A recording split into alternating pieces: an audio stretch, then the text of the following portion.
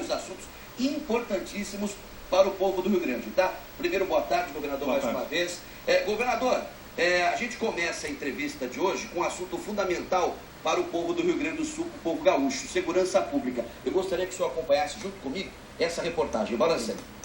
O que mais me preocupa a segurança é o policiamento nas ruas do centro de Porto Alegre. Porque eu estudo à noite, quando eu desço umas 10 horas, só tem policial aqui na rua principal e perto do Correio e outros lugares não tem viatura, não tem nada e a gente pode ser assaltado a qualquer hora. Então é meio perigoso. Meio não, completamente perigoso.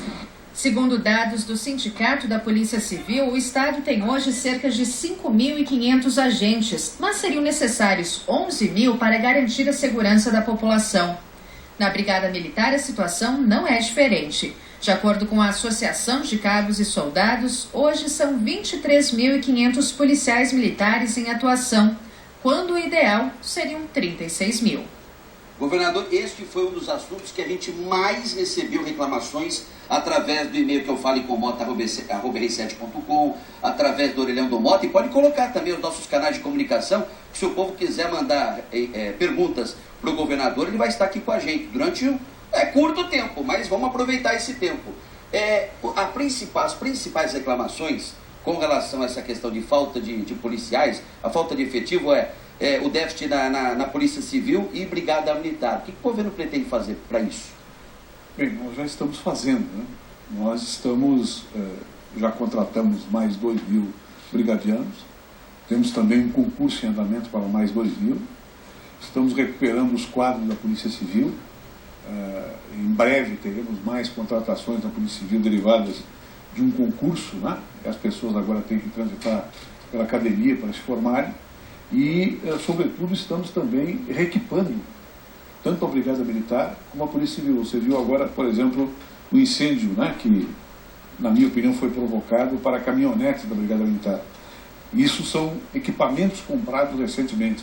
Nós já compramos 2.000 automóveis, 2.000 carros para a Brigada Militar. Então existe todo um processo de recuperação de um setor que estava muito sucateado aqui no Rio Grande do Sul.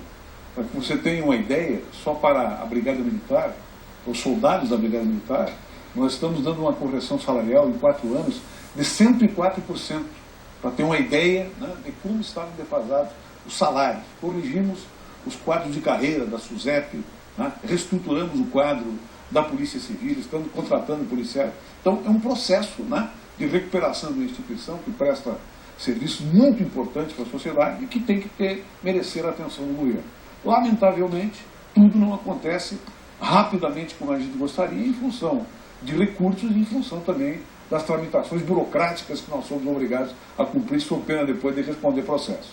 Mas tanto a Brigada Militar como a Polícia Civil estão em rápida recuperação do seu contingente e também da eficácia do seu trabalho. Vou dar um exemplo concreto. Quando nós chegamos aqui no governo do Estado, apenas 20% dos homicídios eram elucidados, eram descobertos.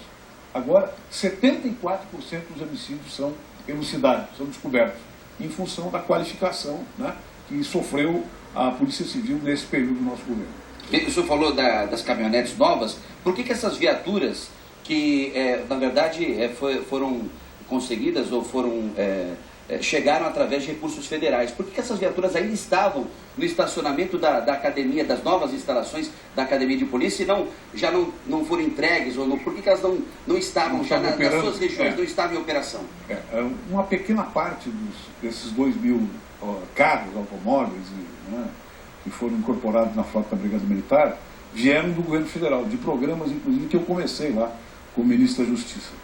Neste caso concreto, as viaturas estavam sendo equipadas, um rádio, com estruturas técnicas, para depois, né, sair do funcionamento. Elas foram recebidas, estavam, né, recebendo os equipamentos necessários e seriam imediatamente, como serão repostas, inclusive, os recursos nossos serão repostas e serão equipadas e partirão para o policiamento. Nesse caso, policiamento de fronteira. Bem, além da questão do incêndio de ontem à noite na Academia de Polícia, um outro fato que deixou o Rio Grande como um todo chocado foi a morte do publicitário, um dos publicitários mais respeitados do Brasil, uma pessoa, não só como profissional, mas como pessoa, uma pessoa extraordinária, o Laírson Kunzler.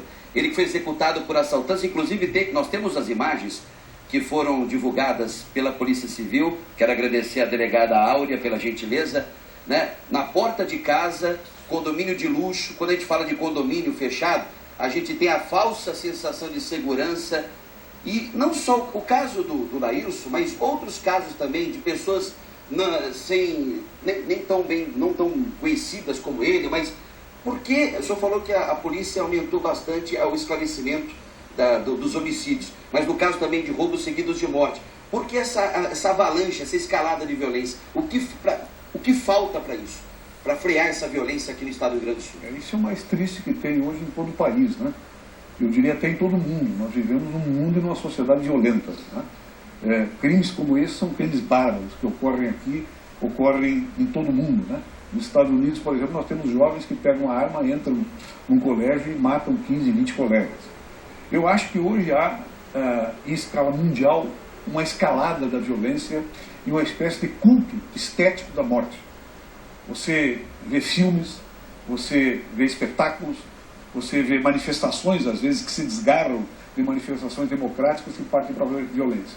Você vê ocupação de países, ocupando outros países, e justificando isso, né, como se fosse uma aventura política e, na verdade, é um assassinato, né, em série que ocorre.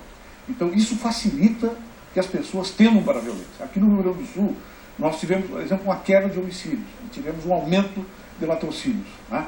Esse aumento de latrocínios é uma transição que grupos criminosos fazem, por exemplo, de assalto a bancos, de assalto a caixas fortes, para, né, a ação direta bárbara como essa que nós vimos aqui. Qual é a solução? Nenhum país até hoje encontrou solução para a criminalidade em termos totais. Nós temos que ter um projeto de curto, de médio e de longo prazo para semear uma cultura de paz e, ao mesmo tempo, ter um forte dispositivo policial para atacar os bandidos e que depois eles sejam punidos, né? Porque não adianta as pessoas serem presas pela polícia, como são às vezes, né? Já com antecedentes, e depois de um ano e meio, elas estão novamente nas ruas, né, praticando delitos como esse.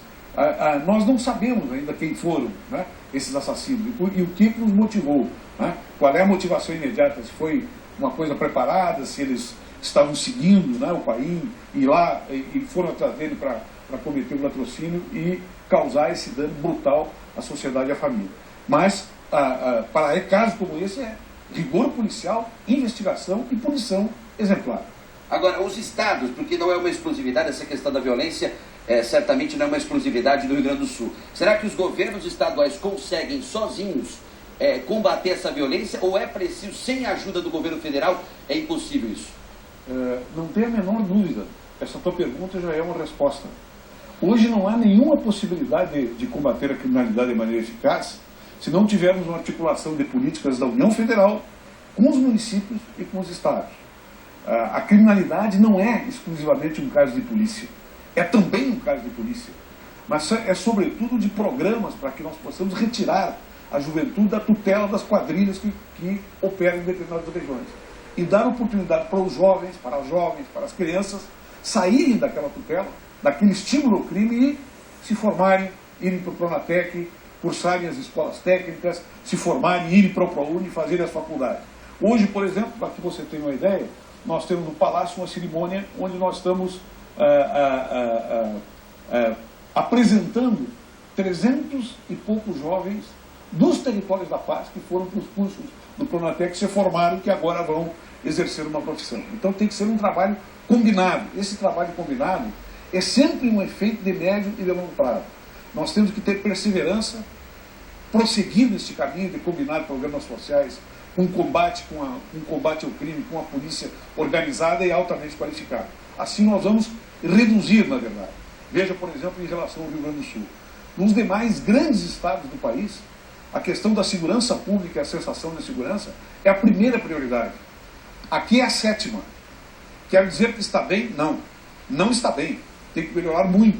Mas nós também temos que relativizar os índices de criminalidade que nós temos aqui no estado em confronto com aquilo que ocorre nos demais estados, onde a situação é também dramática, eu diria, muito mais perigosa do que nós estamos enfrentando hoje no Rio Grande do Sul. Governador, eu estou sabendo pela produção aqui, no ponto, que nós estamos recebendo uma quantidade enorme de e-mails e muitos cobrando, na verdade, a convocação dos policiais civis que passaram no último concurso. O que o senhor pode falar a respeito disso?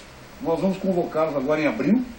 Essas pessoas vão ser encaminhadas para os cursos respectivos na nossa academia de polícia e vamos incorporá-los. Né? A partir de quando? A partir do momento que eles terminarem o curso.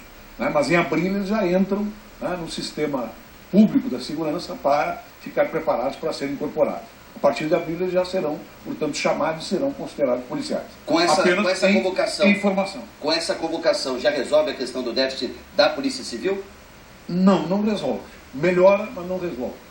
Até porque nós temos que mudar um pouco a nossa concepção de déficit. Né? Hoje, uma câmera, né, que faz uma gravação de um evento brutal e bárbaro como esse que nós vimos aqui, ela substitui um policial em observação. Tá? Então, tem sim déficit de policiais, tanto na Brigada Militar como na Polícia Civil em todo o país. Mas hoje nós temos tecnologias adequadas para ter vigilância, para fazer a persecução criminal, para prevenir, né, delitos que antes só poderiam ser prevenidos diretamente com a presença da polícia. Bem, outros e-mails, a produção também me passa, que outros e-mails dizem a mesma coisa da Polícia Civil com relação ao número de policiais militares, ao número de brigadianos. O senhor já falou que foram 2.000 chamados e que um outro concurso, esse novo concurso para mais 2.000 brigadianos, é para quando, governador? É para agora, este ano ainda. Tá? E pretendemos incorporá-lo, se não até o fim do ano, no começo do ano que vem. Mais 2.000 brigadianos. Mas também para resolver essa questão do déficit da Brigada Militar. Para reduzir esse déficit. Evidentemente, quanto mais policiais, melhor. Né? Mas nós temos que distribuir os nossos recursos na contratação, né, do pessoal, na contratação humana, né, para a segurança e para a Polícia Civil, combinando os recursos com a compra também de equipamentos mais modernos, mais qualificados, para que os policiais tenham mais rendimento no seu trabalho. Governador, o senhor não fica incomodado quando a gente sabe que a Brigada... O senhor falou a questão que aumentou em mais de 104% o salário dos brigadianos, mas o senhor não fica incomodado em saber que o pior salário, um dos piores salários pagos às polícias militares do Brasil, um dos piores é o do Rio Grande do Sul? O senhor não se sente incomodado com isso? Claro que me sinto incomodado, né? Mas tanto este item como os demais têm que ser visualizados de maneira comparativa. Né?